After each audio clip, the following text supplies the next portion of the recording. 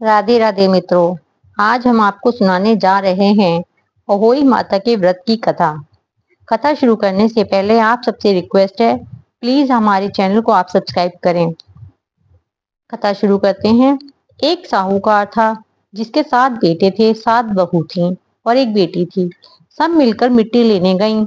मिट्टी खोदते समय ननद के हाथ से स्याऊ का बच्चा मर गया। स्याऊ माता बोली कि मैं तेरी कोख बांधूंगी।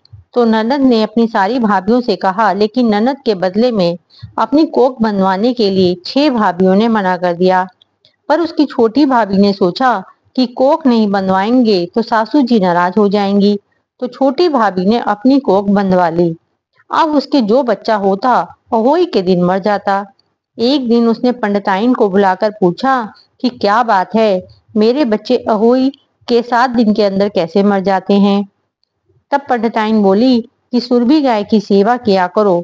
सुरभि गाय स्याऊ माता की सहेली है, वह तेरी कोख छोड़ेगी तब तेरे बच्चा जिएगा। अब वह बहुत सुबह उठकर सुरभि गाय का सारा काम कर जाती। गौ माता ने सोचा कि आजकल कौन मेरी इतनी सेवा कर रहा है, मेरी बहुएं क्या करेंगी, वो तो लड़ाई करती हैं।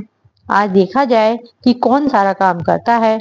गौ माता ने सुबह उठकर देखा कि एक साहूकार के बेटे की बहू है जो सारा काम करती है। गौ माता बोली कि तुझे किस चीज की इच्छा है जो तू मेरा इतना काम करती है, मांग, क्या चीज मांगती है। अब साहूकार की बहू बोली, मुझे वचन दो। गौ माता ने उसे वचन दे दिया।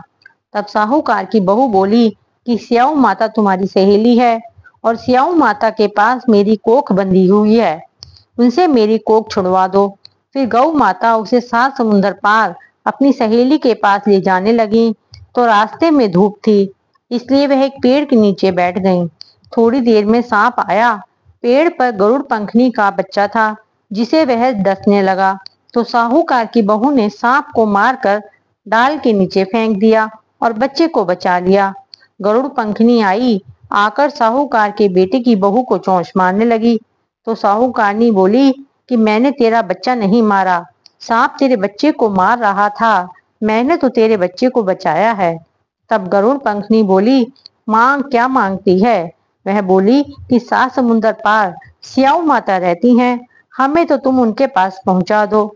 गरुड़ पंखनी ने अपनी पीठ पर बैठाकर दोनों जनों को स्याऊ माता के पास पहुंचा दिया। स्याऊ माता बोली कि आ बहन, बहुत दिनों बाद आई। और स्याऊ माता बोली, मेरे सिर में बहुत जू हो गई है। तो गौ माता बोली कि मेरे साथ जो आई है इससे तुम जू निकलवा लो। तो साहूकार की बहू ने सारी जू निकाल दी। स्याऊ माता बोली कि तूने तो मेरी बहुत भलाई की है, तेरे 7 बेटे और 7 बहू हों। बहू बोली कि मेरे तो एक भी बेटा नहीं है, 7 बेटे कहाँ से होंगे। स्याऊ माता बोली, क्यों नहीं होंगे। तब वह बोली कि मुझे वचन दो। तो स्याऊ माता ने कहा, मैं तुम्हें वचन देती हूँ, अगर वचन पूर्ण ना हो तो मैं धोबी कुंड पर कंकरी हो जाऊं। तब साहूकार की बहू बोली, मेरी कोख तो तुम्हारे पास बंधी हुई है। तब स्याऊ माता ने कहा कि तूने तो मुझे बहुत ठगा, मैं तेरी कोख कभी नहीं खोलती, लेकिन अब खोलनी पड़ेगी।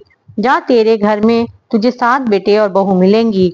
तो 7 उजमन करियो, 7 अहोई माता, 7 मांडियो, 7 कढ़ाई करइयो।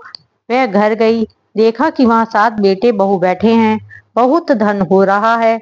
उसने 7 अहोई मंडल बनाए, कोई दीवार पर, कोई मटके पर, कोई कहीं। 7 उजमन करे, 7 कढ़ाई करी। उधर सारी दौरानी जिठानी कहने लगी, जल्दी जल्दी चौका पूजा कर लो, नहीं तो छोटी रोने लग जाएगी। थोड़ी देर में उन्होंने अपने बेटे को कहा कि देख कर आओ, आज वह क्यों नहीं रोई। यह बोला कि चाची तो अहोई मान रही है, खूब उजमन हो रहा है। फिर दौरानी जेठानी दौड़ी दौड़ी आई, देखें कि वह तो कोख छुड़ा लाई। वह सब बोली कि तुमने कोख कैसे छुड़ाई। अब वह बोली कि मैंने तो कोख बंधाई नहीं, लेकिन स्याऊ के बच्चे के मरने से कोख बंध गई। अब स्याऊ माता ने मुझ पर दया करके मेरी कोख खोल दी। हे स्याऊ माता, जैसे साहूकार की बहू की कोख खोली, ऐसी ही हमारी भी खोलना, सबकी खोलना। कहते सुनते हुंकारा भरते की अपने सारे परिवार की कोख खोलना। बोलो अहो माता की जय।